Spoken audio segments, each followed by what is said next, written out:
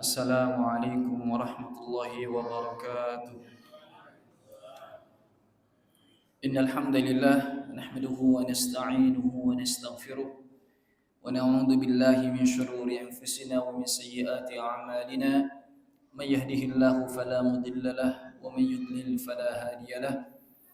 أشهد أن لا إله إلا الله وحده لا شريك له إله الأولين والآخرين، وأشهد أن محمدا عبده ورسوله وصفيه من خلقه وخليله، بلغ الرسالة وأدى الأمانة ونصح الأمة وكشف الله به الأمة وجاهد في الله حق جهاده حتى أتاه اليقين، صلوات ربه وسلامه عليه وعلى آله وأصحابه ومن تبعهم بإحسان إلى يوم الدين. رب اشرح لي صدري ويسر لي أمري واحلل عقدة من لساني يفقه قولي. سبحانك لا علم لنا إلا ما علمتنا إنك أنت العليم الحكيم، وتب علينا إنك أنت التواب الرحيم. Amin. Jemaah salat Isya dan salat tarawih yang sama dimuliakan oleh Allah Subhanahu wa taala. Pertama-tama seperti biasa kita haturkan pujian yang paling indah kepada Zat, yaitu Allah Subhanahu wa taala. Dan dialah satu-satunya zat yang berhak untuk mendapatkan pujian-pujian indah kita. Bukan kita yang berhak mendapatkannya, tapi Allah Subhanahu wa ta'ala. Dialah yang memberikan segala nikmatnya kepada kita. Dialah yang memberikan kita kesempatan untuk bisa mengisi amalia Ramadan kita di bulan Ramadan ini. Dan dialah pula yang memberikan dengan segala kenikmatannya, walaupun di sisi lain kita masih merasa ada yang kurang dari ibadah kita. Walaupun kita mungkin masih melakukan kesalahan-kesalahan, tapi ternyata Allah dengan maha kasih sayangnya memberikan segala nikmat ini kepada kita. Yang secara logika, kalau orang yang bermaksiat tidak pantas mendapatkan nikmat Allah. Tapi inilah kasih sayang Allah Subhanahu wa ta'ala meliputi seluruh umat manusia, mau dia beriman kepada Allah maupun yang tidak beriman kepada Allah sekalipun.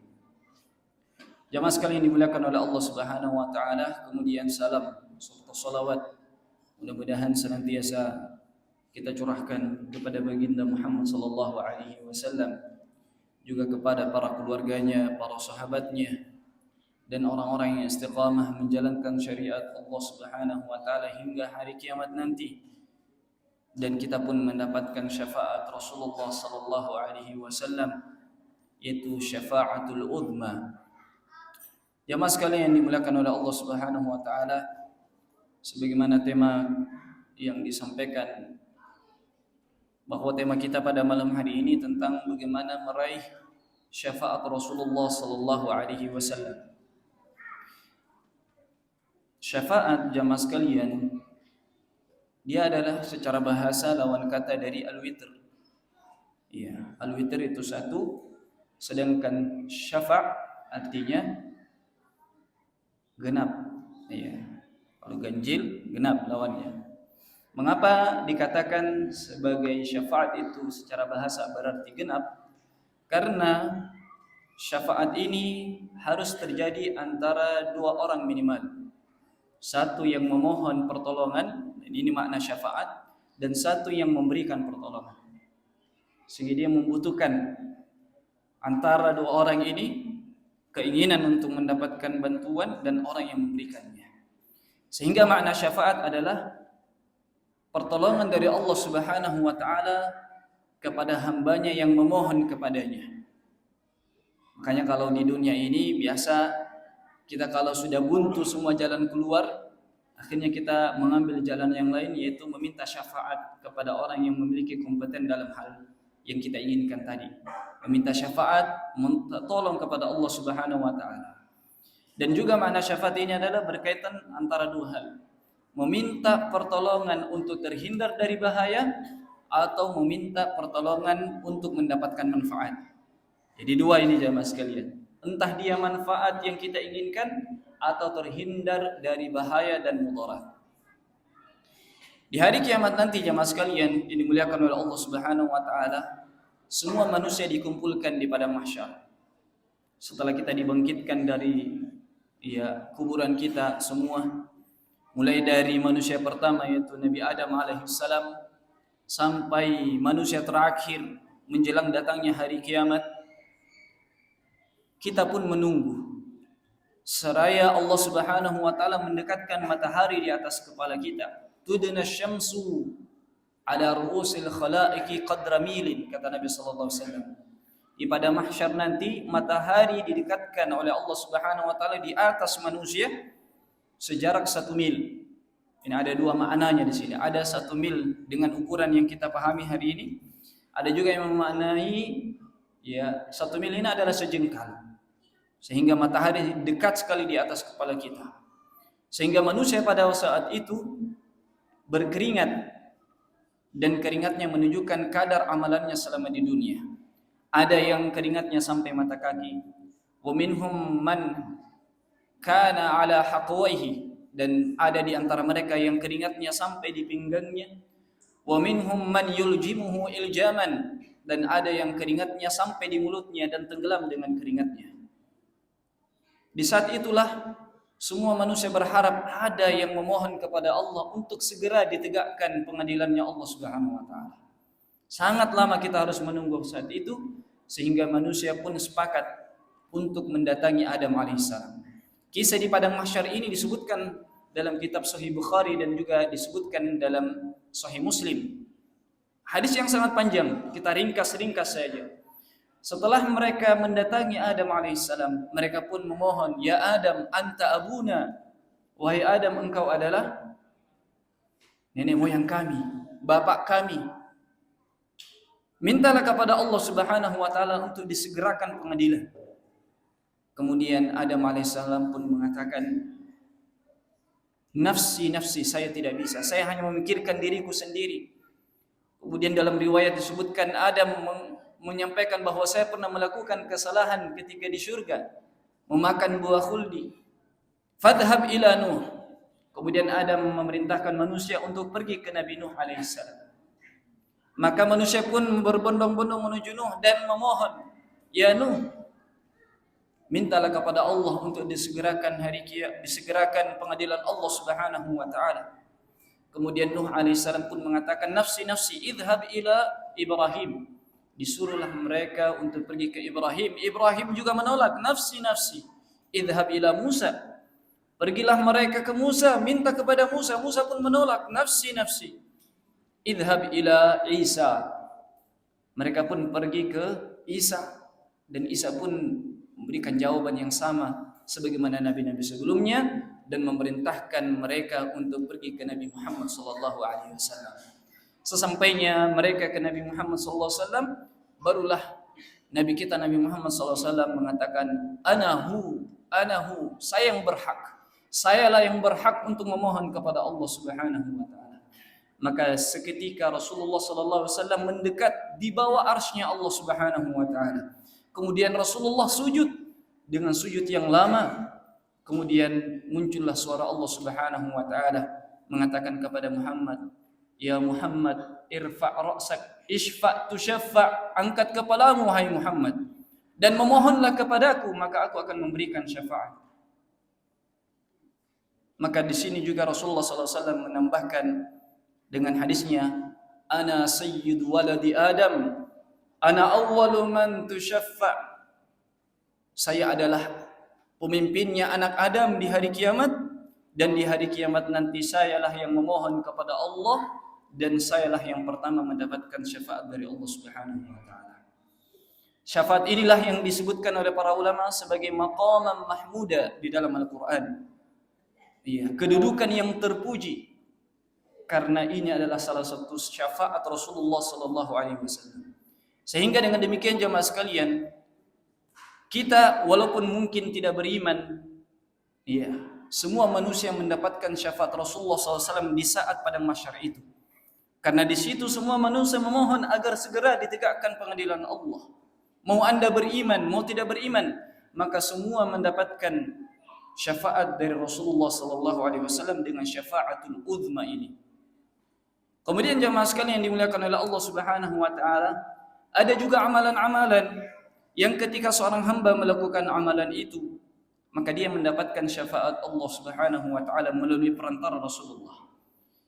Yaitu yang pertama jemaah sekalian, seorang yang beriman kepada Allah, ikhlas dengan keimanan yang sempurna, tanpa ada tendensi, tanpa ada kesyirikan sedikit pun, maka dia termasuk orang yang mendapatkan syafaat Rasulullah sallallahu alaihi wasallam. Sebagaimana Rasulullah sallallahu alaihi wasallam bersabda, "As'adun nasi bi syafaati man qala la ilaha illallah mukhlishan min qalbihi." Rasulullah sallallahu alaihi wasallam bersabda, yang paling berbahagia dengan syafaatku, kata Rasulullah sallallahu alaihi wasallam, adalah mereka yang mengatakan la ilaha illallah ikhlas dari lubuk hati yang paling dalam. Para ulama menjelaskan bahwa sekedar mengatakan la ilaha illallah saja, tidak ada ilah yang berhak disembah, itu tidak cukup untuk bisa menggapai syafaat Rasulullah. Namun Rasulullah menambahkan di sini mukhlishan min qalbihi, harus ikhlas. Tidak ada tendensi apapun di dunia ini, dan juga tidak boleh dicampur adukkan dengan kesyirikan, karena tauhid lawannya adalah syirik.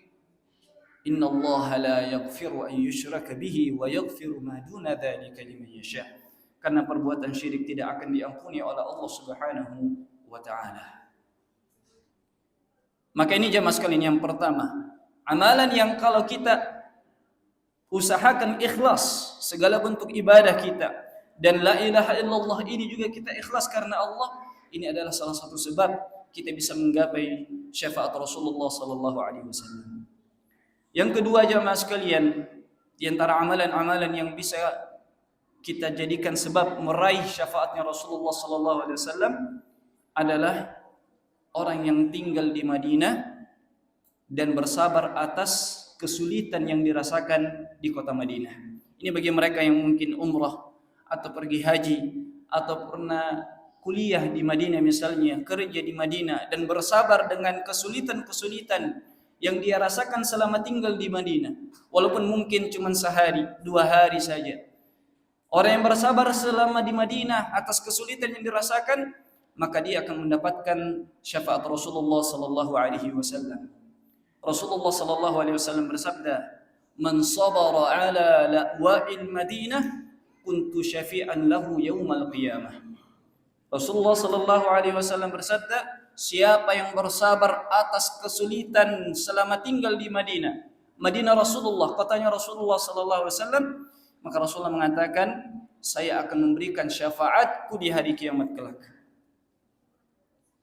Kemudian yang ketiga jamaah sekalian, di antara amalan yang bisa menjadi sebab kita meraih syafaatnya Rasulullah sallallahu alaihi wasallam adalah bagi mereka yang mendengarkan azan.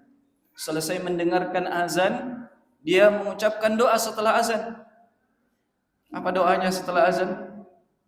Allahumma rabb hadhihi ad-da'wati at-tammah was-salatil qa'imah ati Muhammadan al-wasilata wal fadilah wa ba'athhu maqaman mahmudan alladhi wa'adtah. Maka Rasulullah sallallahu alaihi wasallam katakan, man sami'a nidaa man qala hina yasma'un nida Allahumma rabb hadhihi ad-da'wati at-tammah, siapa yang mengatakan setelah mendengarkan azan Allahumma rabb hadhihi ad-da'wati at-tammah, Rasulullah mengatakan halat lahu syafaati yaumil qiyamah, maka dia akan mendapatkan syafaatku di hari kiamat nanti. Ini amalan yang sangat sederhana jemaah sekalian. Terkadang kita luput, kita sibuk dengan pekerjaan kita, sedangkan azan berkumandang, padahal sunnahnya ketika azan berkumandang hentikan semua kegiatan, mau kegiatan apapun itu, karena disinilah keberkahan itu. Dengarkan azan, dan ini perintah Rasulullah SAW. Ketika azan dikumandangkan, dengarkan, faqulu mithla ma yaqulul muadzin, dan jawablah sesuai dengan apa yang dikatakan muadzin. Bagaimana mungkin kita bisa membalas setiap yang diucapkan muadzin sedangkan kita sibuk dengan kegiatan yang lain? Ketika muadzin mengatakan Allahu Akbar, kita pun mengatakan seperti yang diucapkan. Sampai akhir azan, kecuali pada hayya 'alas shalah dan hayya 'alal falah, Sunnahnya kita mengatakan la haula wala quwwata illa billah. Tidak ada daya dan kekuatan kecuali dari Allah Subhanahu wa taala. Dan setelah itu ada sunnah lagi. Nah, di sini kalau kita membaca doa setelah azan, kata Nabi SAW, kita mendapatkan syafaat Rasulullah SAW. Dan masih banyak lagi syafaat Rasulullah SAW. Di antara syafaat khusus Rasulullah adalah diperuntukkan kepada pamannya Abu Talib, yang saat itu meninggal dalam keadaan musyrik. Rasulullah sudah berjuang di sakaratul mautnya pamannya. Ya ammi qul la ilaha illallah uhajju laka yaumal qiyamah. Wahai pamanku Abu Talib, katakanlah la ilaha illallah, maka saya akan menjadi saksi di hadapan Allah engkau beriman. Setiap Rasulullah mengatakan itu, saudara dari pamannya dari kalangan musyrikin mengatakan, atarghabu an millati Abdul Muttalib, wahai Abu Talib, apakah engkau akan meninggalkan agama nenek moyang kita? Hingga akhirnya Allah takdirkan pamannya meninggal dunia, dan Rasulullah tidak berhenti sampai di situ. Dia pun memohon kepada Allah untuk diberikan hukuman yang lebih rendah di hari kiamat untuk pamannya. Dan hukuman di neraka yang paling rendah adalah dipasangkan terompah dari neraka. Terompah itu sendal yang mengakibatkan kepalanya mendidih, mengeluarkan asap abu yang mendidih ya. Tahu ya? Kalau kita masak air, itu menggelembung-gelembung airnya, mengeluarkan gelembung. Tapi permukaannya itu kita lihat, padahal di dalamnya itu panas sekali airnya. Bagaimana keadaan tubuhnya pamannya Rasulullah SAW saat itu? Mulai dari ujung kaki sampai menuju kepala, panas sekali. Nah, inilah syafaat Rasulullah SAW yang dikhususkan kepada pamannya. Juga ada syafaat Rasulullah SAW ketika mengeluarkan di antara umatnya yang telah dicap sebagai penghuni neraka, dikeluarkan kemudian dimasukkan ke dalam surganya. Masya Allah. Ini Nabi kita, Nabi Muhammad SAW, paling banyak syafaatnya di antara nabi-nabi yang ada.